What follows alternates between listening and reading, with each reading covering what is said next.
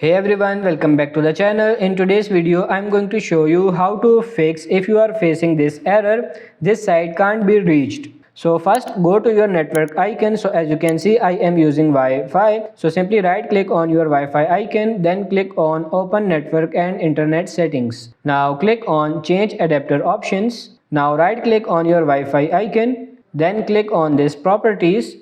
Untick this option Internet Protocol version 6. Untick this option, remove the tick from this option. Then click on OK.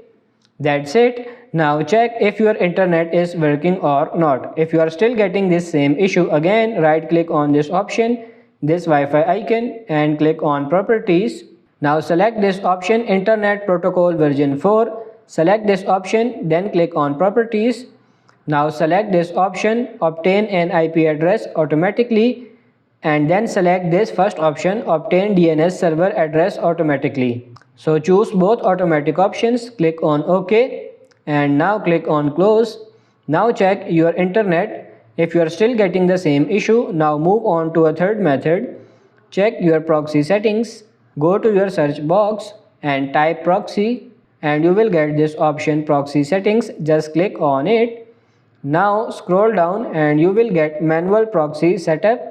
Turn this option off. Turn off your manual proxy setup, and that's it. Now open your browser and check.